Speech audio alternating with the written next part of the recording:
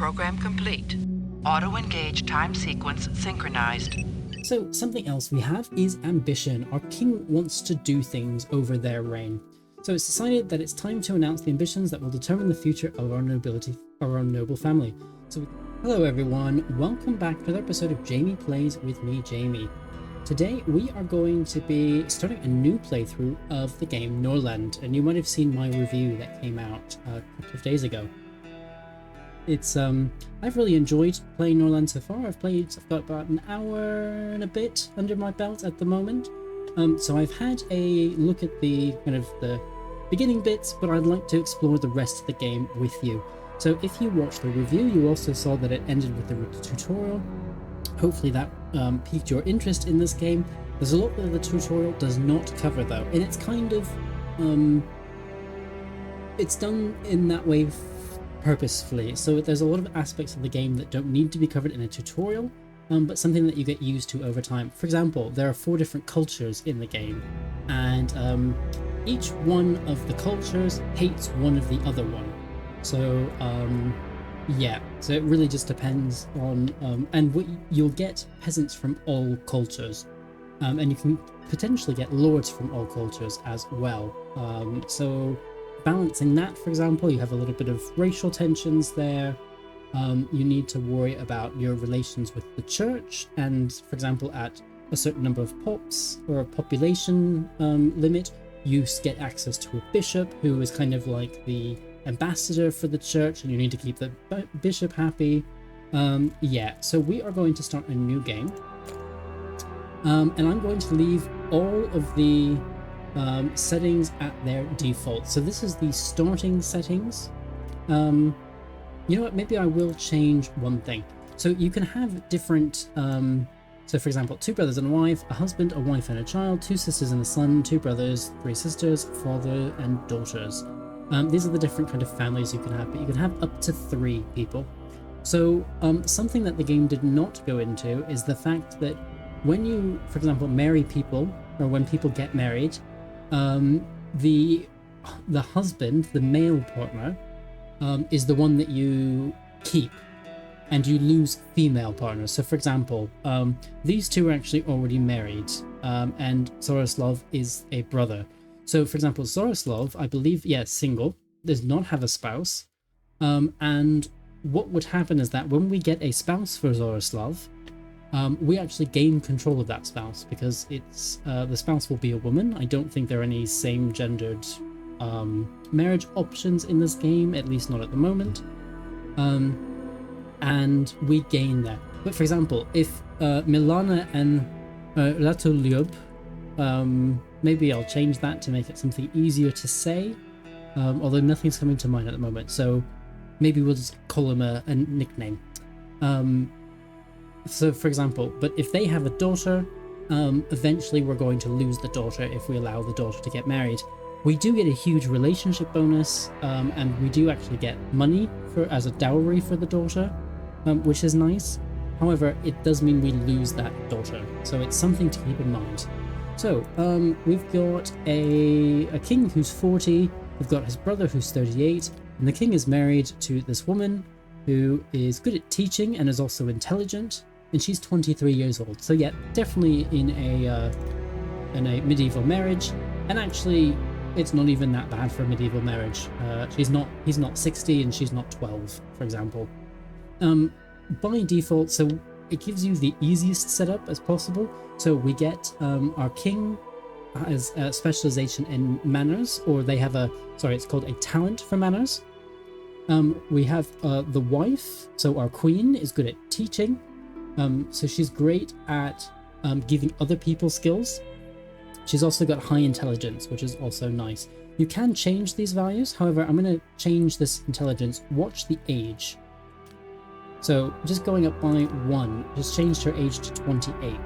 So you can't suddenly make somebody, I don't know, 18, make them married, and have the most amazing skills. Without it will change their age as well. And then of course the king's brother is great at management, so that would be great. Something else to look at, I think, yeah, if we mouse over them. They're all going to be of the same culture type, and it will depend on where we start, but oh, actually no, sorry, I take that back. The culture type is right here, Varn. So they're native inhabitants of the central plains of Norland. The Varn were pushed eastwards by the expanding empire. Their seclusion and strict social antagonism against outsiders to their culture allowed them not to assimilate into the empire like other native peoples. Possessing ancient knowledge about the nature of Norland, Varn seek their unique path in harmony with the living nature and with neighbours. So they value peace, they don't want war.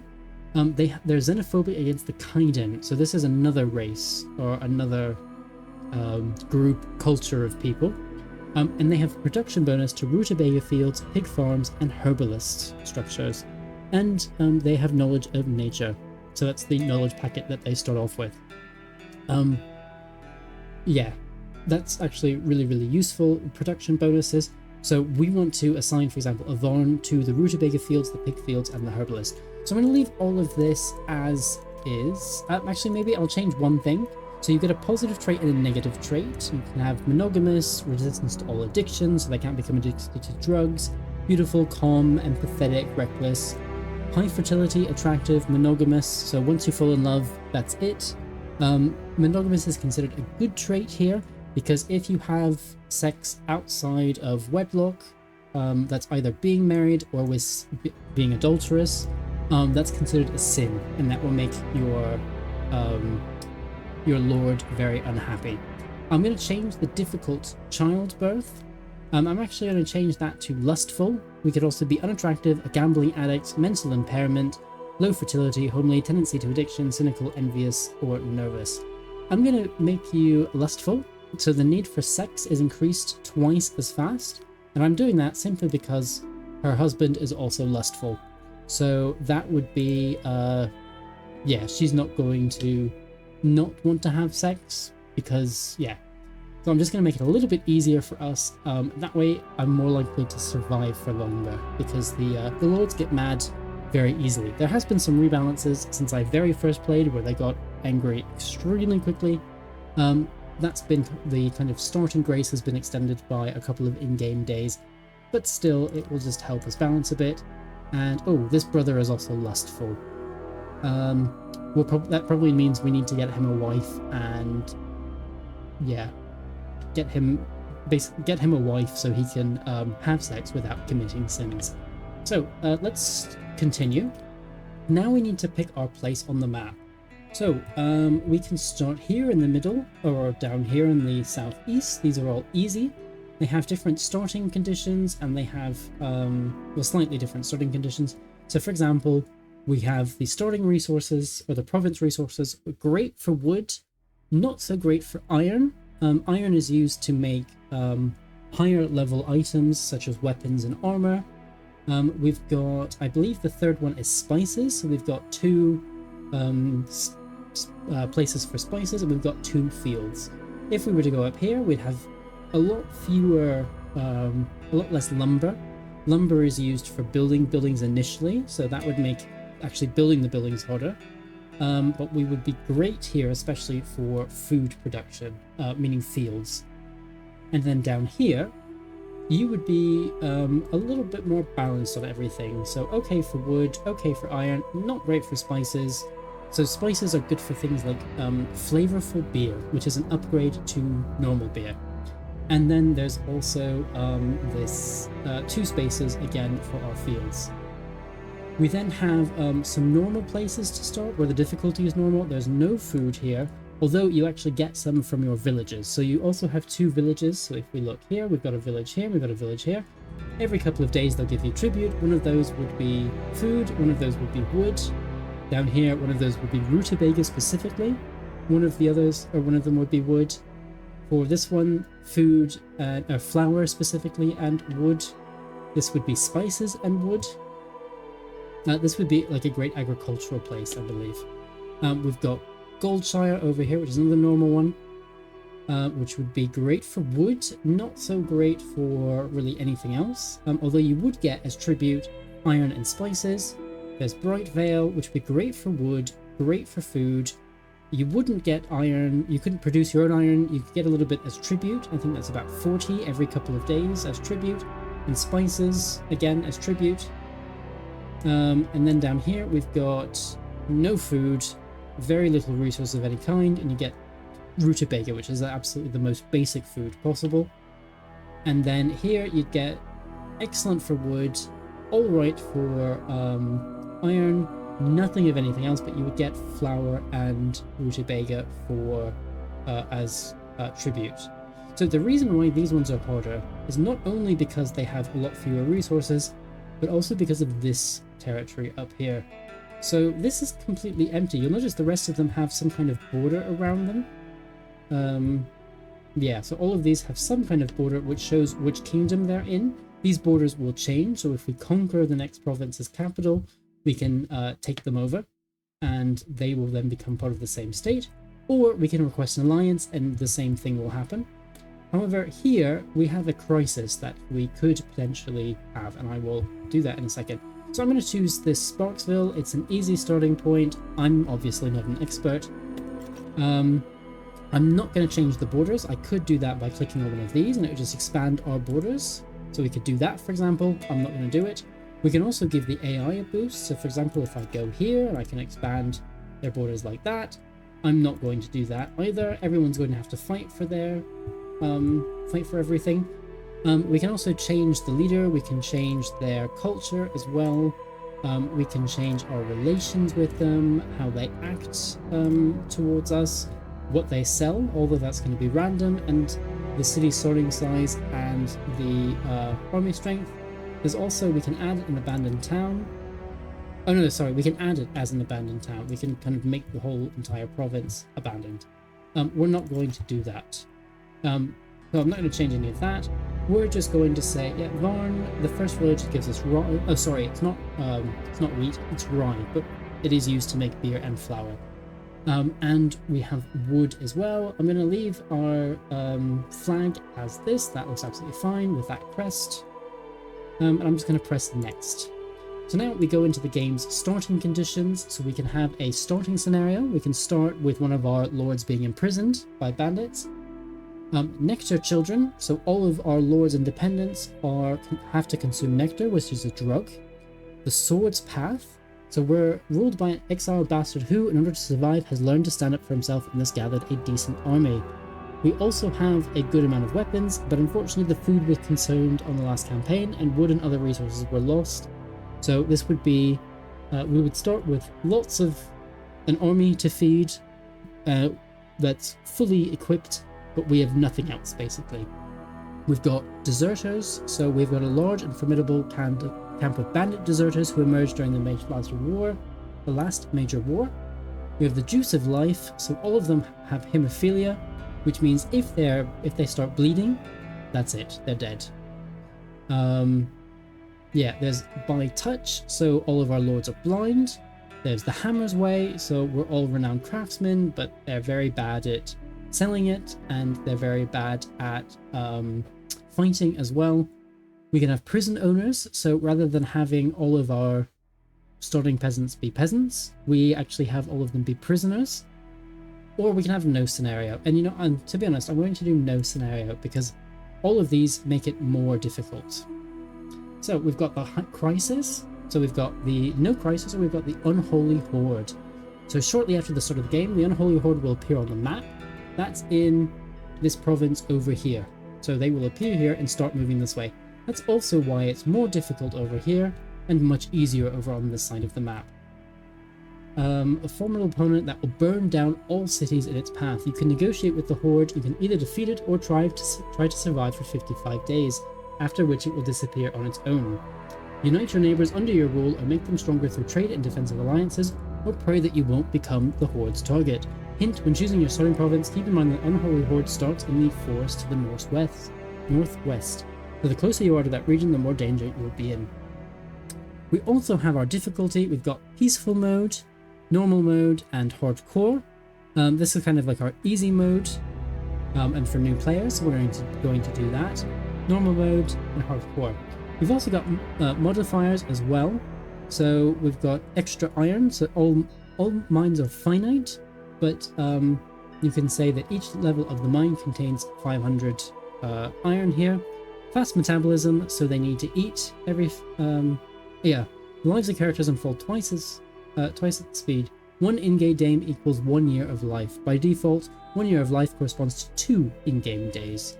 We've got Wave of Fanaticism, so the cult of Mother Sophia has reached its zenith. The world has gone mad with fanaticism. All incoming migrants to your domain are fanatics. We'll get into that later on. After the war, protracted war with many consequences. One of them is an elevated level of combat skills and equipment among forest banditry. This makes the bandits much harder to kill. Trade decline, so it arrives with only a 25% chance, but it will show up no less than once every 5 days. Strength in numbers, so all migrants and prisoners start with a combat skill of 5 to 10. No prophecies, longevity, or old grudges. So Caden and Varns, as well as Maka and Kanaya, hate each other more intensely. So again, we're not going to do this, we're going to leave the modifiers off, and we are going to leave the default gold at 3000, and we're going to start the game. So, I believe this Nearly is the same 200 intro. years Yeah, have passed since the end of the devastating religious war.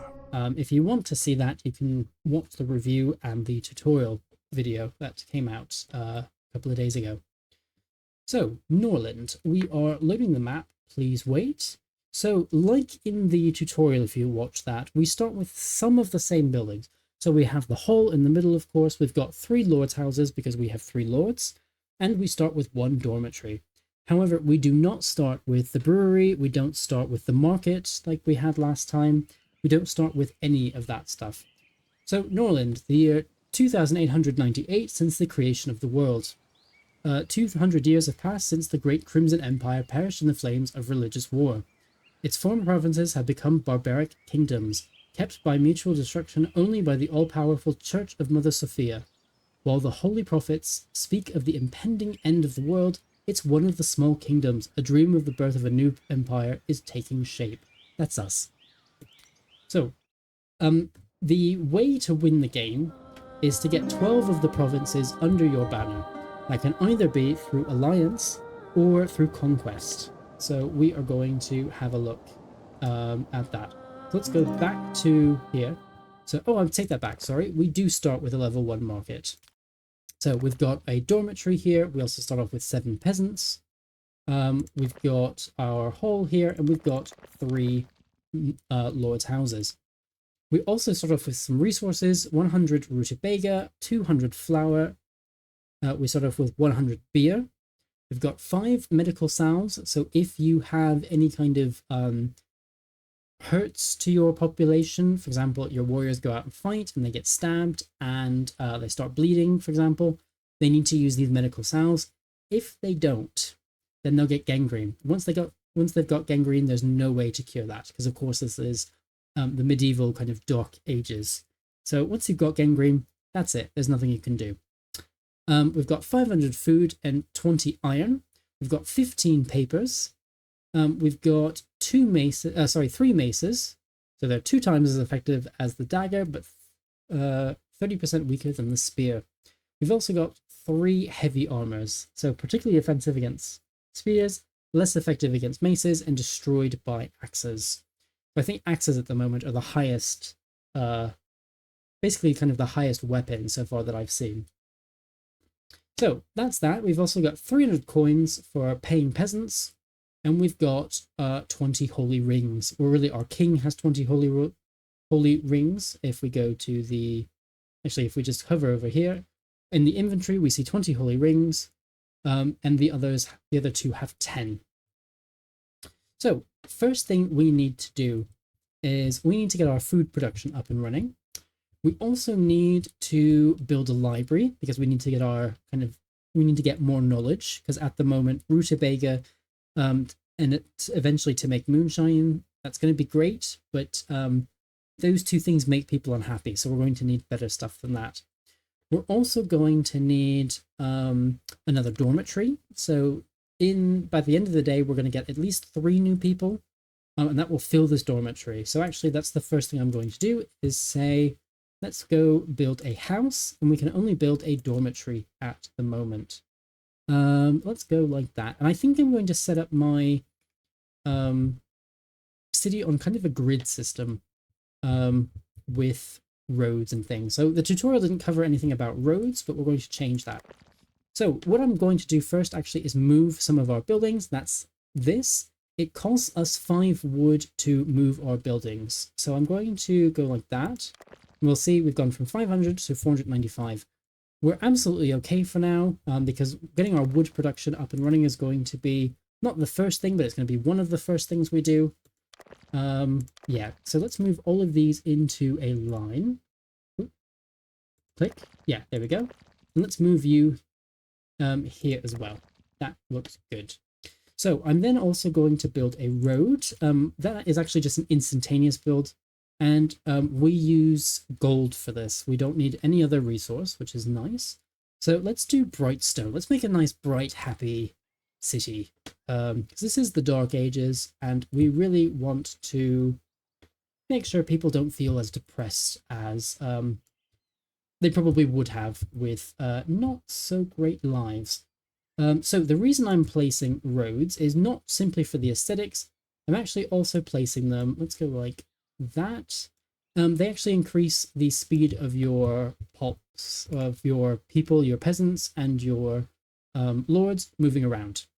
So I've done that. Let's actually extend this out. I'm pressing shift for a straight line, because if you don't do that, and if your mouse moves slightly, you can build like partially. So if I were to click, for example, here, then these 2 squares right here would have also had a road built in. So I always press shift just to get the straight lines, because if not, it's going to look kind of wonky.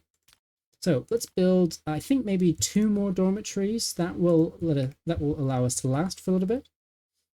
I'm going to place down our library, so we can only have 1 library, and I'd like it to be close to the hall, because or close to the hall and the lord's residences.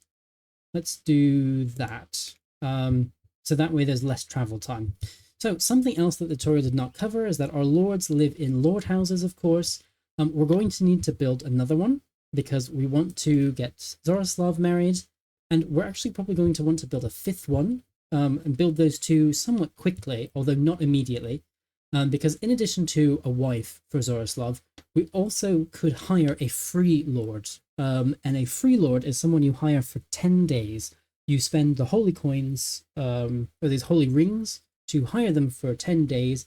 They work for you for 10 days, and then they leave if relationships don't change and nothing is done. They'll just kind of like a manager, a temporary manager. You found kind of somebody to fill the job temporarily. So I think the next thing I want to do is I want to place food production, and I think we can unpause now, because I want them to build these first. So let's go for resources, and we only have access to rutabaga field at the moment. So something I would like to do is I'd like to be able to place 2 rutabaga fields without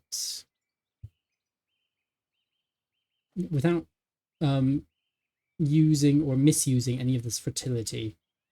Okay, so if I click there, that's 97%. So we do get free refunds as well. So I'm just going to click there. But if so let's say I build one there. Can I build another one here? I could, and that's actually 73%. Oh, hold on. Is this one? No, that is right at the end. So if I try to build this rutabaga field here. Oh, it is actually allowing that overlap. It shouldn't be. That might be a bit of a bug. But you know what? Let's cancel these 2. Resources, rutabaga, this would only be 61% habitability. So typically you can rotate objects, but unfortunately for whatever reason, we cannot rotate these fields. So you know what? I'm going to put the other rutabaga field here, and eventually we'll have a field here and a field here, and it looks like most of that will be 92%, so that would be fine.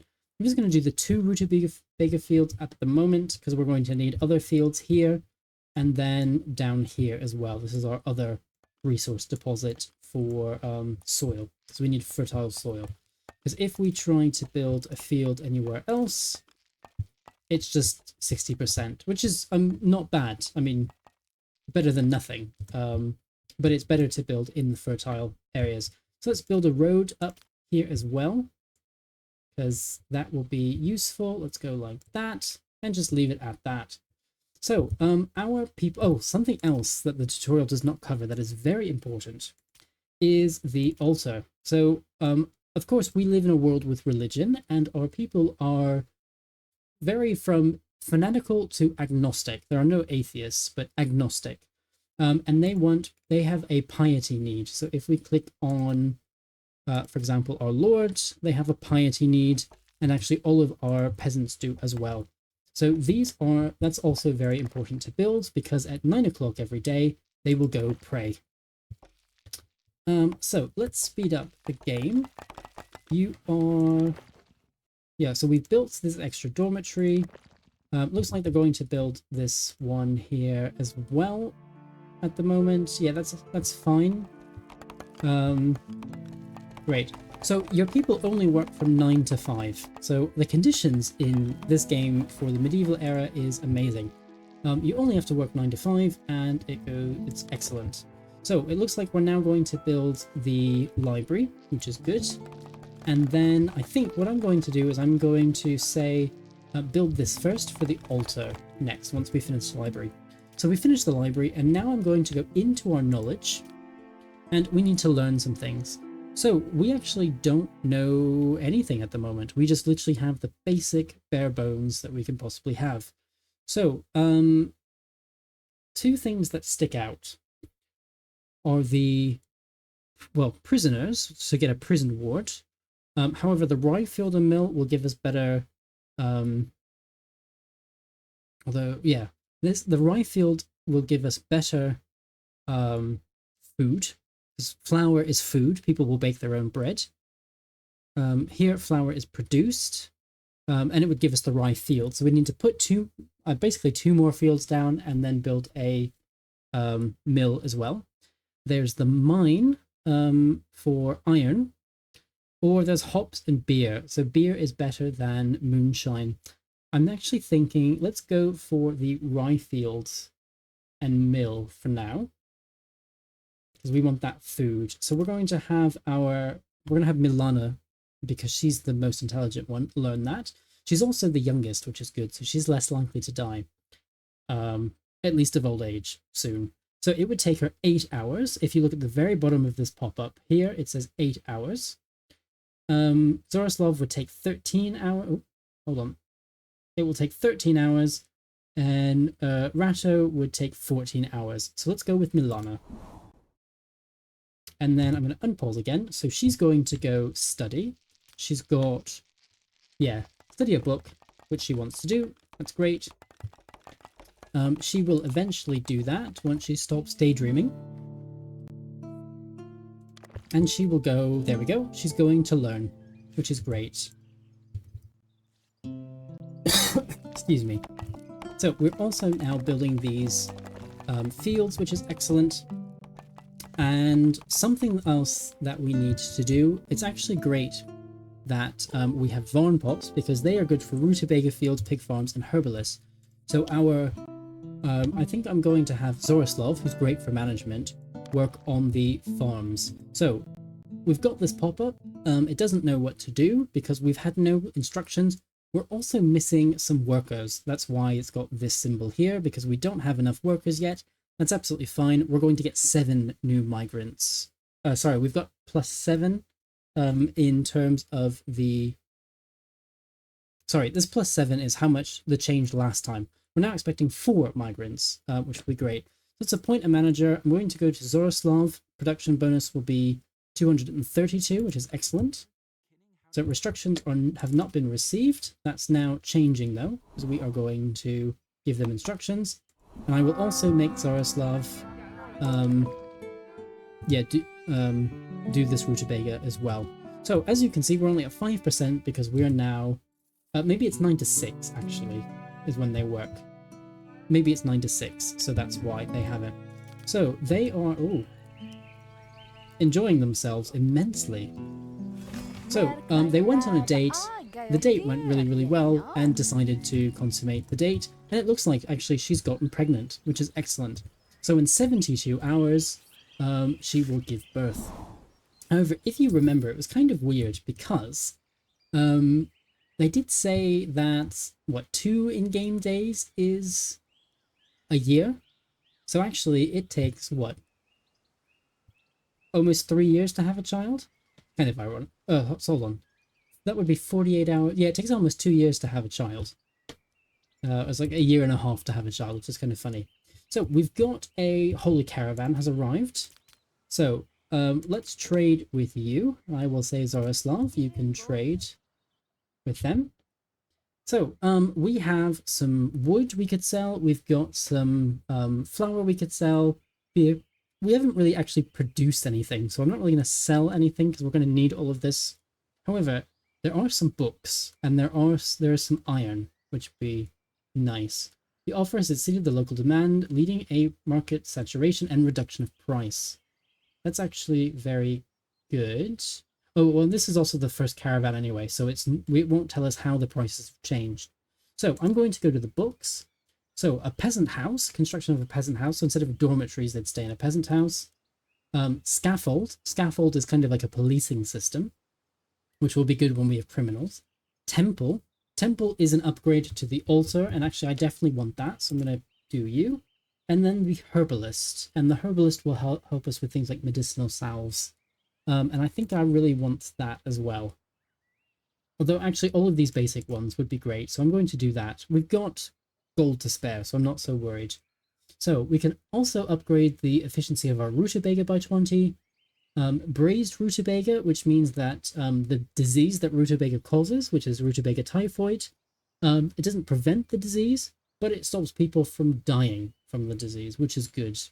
There's also flavorful ale from the brewery. So once we are actually starting to brew our own moonshine and all of that kind of stuff, we can then, once we have spices, turn our beer, which is also produced at the brewery, into flavorful ale instead, which would be nice.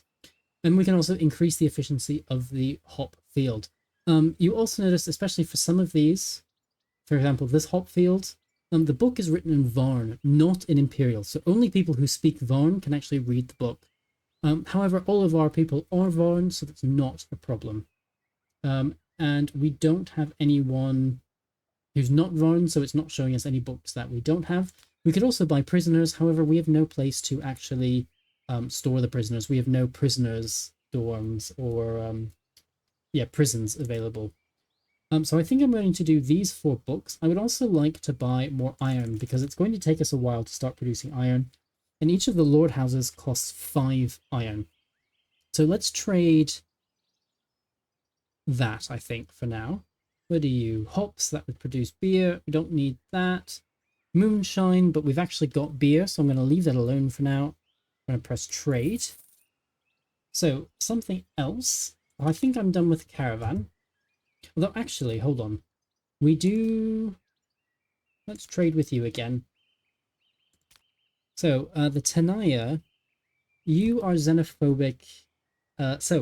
Once a great culture and initial founders of the Crimson Empire, the Tenaya culture eventually became too steeped in religious dogma, which was one of the reasons for their downfall. Nevertheless, they still retain many aspects of the old imperial culture, from efficient bureaucracy to special ties with the loving family, which supports them in conflicts with their neighbors. The loving family is a kind of umbrella family that protects you if you're on easy or medium difficulty, as long as you are not aggressive. So, values intrigue. They like doing intrigue. It's xenophobia against the Makar people. They're great for paper production, and they also have the knowledge of bureaucracy, demagogy, and religion, which would be nice. However, I don't know. You have 5 golden rings. It would take you 10. Hire a free lord for 10 days. I think, it's going to take. Oh, actually, that's going to take 4 rings. That's not so bad. Typically, it would take 5 or 6 rings to hire them. But what do you have? You're good for trade. You're good for command and combat. You're terrible at teaching, though, so it would be difficult to pass on your skills. Manners. Yeah. You know what? I'm not going to hire you. Also, we have no place to house you. And you'd be really angry at that for not having a house. So you know what? What I'm also going to do, let's build a lord's house here. And, you know, let's go for 5. That's fine. Let's also extend our road out by so. Yeah, just like that. And then we're going to leave it at that. So let's trade with that trader again. I think I'm just going to buy all of the rings. Yeah, market saturation with product, 30. So yeah, let's do that. It's going to be 270, which would be 30 less than it would be. So let's trade. We can get those rings because we'll eventually need to start giving them to other people. So if we look at, for example, Milana, you've got mild loneliness and mild fatigue. Your loneliness we can take care of. Let us spend time, maybe a wise conversation. No knowledge that the character could exchange, or Zaroslav. They have a low opinion, so that's not available either. So maybe let's just seduce. I mean, that's your husband. Low interest, low loyalty. Oh, I wonder, is that low loyalty to each other? No, you've got 50. So why don't we just spend time with the king? And that will increase our mood, increase the mood for both of you. Excellent. Let's do that. And they're going to spend time together, and it takes a certain amount of time for that actually to work. So there, she's now back in the green. Mild loneliness, mild fatigue, mild hunger. Actually, let's. Why are you still mildly lonely? Ooh, I can't click on it. So let's go here. Oh, need for sex. Okay, your sex is decreasing. Well, Zaroslav will probably. Oh, your sex is much higher. Why don't you? Yeah, unfortunately, we can't directly control them, so we can't say like, oh, let's get it on. Because if we go here and say actions, social, seduce, yeah, we can't do that. Currently only 75. Can we do a wise conversation? No knowledge to exchange and low opinions. You were laughed at. You're feeling neglected. So, you know, we should probably have you spend time with the king as well. Oh, you've actually gone and woken them up. Okay. Well, that's fun. Hopefully you don't tell any bad jokes or anything. Nope. Effective alcohol plus 20, full of energy. That's great. Well, that's great, I guess. So we've got no, you've gave credit to Zaroslav, so that would make you happiness. Mild fatigue. I'm thinking part of it is the need for rest. Why you just didn't sleep now, I'm not sure, considering it was night. But who knows? Part of it might be the pregnancy. So something else that's useful for new players, especially, is this up here. So we need to build lumber mills because we haven't done that. We don't have a tavern, so people are not actually purchasing alcohol, and alcohol production is not present. So we actually need to change that. So let's go production. We've got our brewery. Let's set up our brewery, and we need moonshine for that. However, moonshine, you don't actually have like these rutabaga farms won't bring it to the brewery. What they actually do is they bring it to a warehouse, and our closest warehouse is the hall. So what we can actually do is just set up our brewery next to the hall, because where was it? Production brewery. If we just actually set that up here, once people are done at the altar, they go to their work, and yeah, those who work in a kind of a base producing resource job, one that doesn't require anything else, just go straight there. Those that actually work at something like a brewery, which would need the rutabaga or the flour, go to or the hops for beer, would actually go to the nearest warehouse first from the altar or from the temple, and then go to their work. So something else we need is the tavern. So let's add a tavern over here, I guess. Yep, just like that. And that's that, I guess. So something else we need, production. Let's go for the lumber mills. So I'm thinking we need to put them in places that we're not really going to develop much. So if we put one over here, let's also put another one over here. You know what, we could build roads to them. If we say go like that and like, oh, that's why you should always hold the shift button. Construction, we can get some of that back. Remove the road, remove, you know, just remove that immediately. And let's do the Brightstone shift click like so. And I also want to, let's shift click down like that. Yeah, that looks good. Something else that will eventually be useful is having a warehouse much closer here, so they don't have to walk all the way back to the hall to store everything. But at the moment, there's not much we can do about that. So we're doing great for wood. I mean, even with all of this building, we still are fine. So we need 20 wood here, 20 wood there, 20 there, so that's 60. That's 85. This would be 100. And 115. So yeah, we're still excellent for wood. We don't need to worry about that so much. Oh, and they're building this new Lord's house. You know what? I'm actually going to put this one on pause because we don't need that directly. We now have a free Lord's house, which means we can get another Lord, which would be nice. Building needs a manager. So let's see which buildings that is. Oh, this one. Let's go Zoroslav. Those two, and we have insufficient workers. We need more workers. We need to bring more people in. So we're expecting 3 more workers today. So something else we have is ambition. Our king wants to do things over their reign. So it's decided that it's time to announce the ambitions that will determine the future of our nobility, our noble family.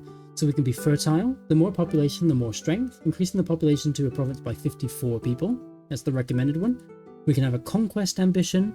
So power leads to prosperity of the dynasty. Add 3 vassals to your kingdom. So that would be conquering other states around us. Unifying. So that's basically the same thing as conqueror, but we do it by diplomacy. So it expands our alliance. Or economic. We need to do daily production of goods worth 1,500 gold.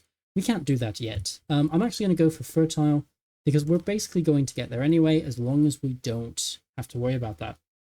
So we've declared that we want to have to be fertile. That's our ambition, and our current progress to that is 26%. So as we get more people, then we will get more. We'll get more residents. So we've still got space for what, 3 people here, 6 people there, and 10 people there. So it's going to be several days before we need to worry about the next one. So we've got the brewery, we've got the we've got this tavern. Let's actually add the king here, because what I'd like to do is have things managed close together. So our king can do kind of these central buildings, of which we currently really only have the hall and the brewery. Zoroslav will do the ones up here, and we will add more there as well. We also need to set our production. So I want to have, let's have, I don't know, 100 moonshine. We have 100 rutabaga. We'll try and have 100 moonshine. And we're just going to produce as much rutabaga as possible. However, we don't have enough people for that. However, what has happened is we now have the rye fields and the mill, so we can now build those. So what I'd like to do now, rye field and mills, I would like somebody else to learn that, but these one, I don't want to take you away from what you're doing, because that's going to take a while for you. What I'd like to do is learn something else. The hops field and beer would be nice, because then we can get beer production up and running. So that way we have flour, so people can bake their own bread, and we'd have beer, and we wouldn't have any kind of negative, especially for our nobles, we wouldn't have any negative, yeah. Oh, although actually we do need, what is that? Hops and, oh, that is rye as well. For that. So if we, hold on, let's have a quick look. So resources, let's build our rye fields. Actually, let's take a look at the mill. So flour needs 1 rye to make it. So if we were to build a mill, hold on, let's put down our rye fields. And I think we're actually going to need 3. And fertility otherwise is only at 40, which is not great. So let's do, it's going to be 100% fertility. This is going to be 84%. Yeah. That's 2 there. Let's do that for now. And then add in the mill. Like that. And then I will add in just a road to make this look nice. Actually, let's do that. And I'm going to move you. So let's, delete you. Production, this production tab. And build you there. It looks like we can't rotate you either. So, what we could also do now is, you know what? No, let's leave that. Let's wait and see whether. So I'll get rid of that. Let's wait and see whether this is enough to do the production of the of food that we need, and whether we have any extras. The other problems we're going to have to worry about, of course, are the peasants. Their numbers are going to increase, so we need to start making money. So they make 5 wages per day. Rutabaga costs 3, and then moonshine costs 6. What I'm actually going to do, let's reduce you to 2. That way you can buy at least moonshine every day. So we're at 4 p.m. just about, which is good. Let's just have a look to see what people do. And by people, I mean our peasantry. So they are now taking stuff for building. Yep, it's now 5 o'clock. The game has been auto-saved, and then I think at 6 o'clock, everyone stops working. So let's have a look here. We're at, yeah, 46%. It's now 6 o'clock, and that's it. We now have 3 new migrants, which is great.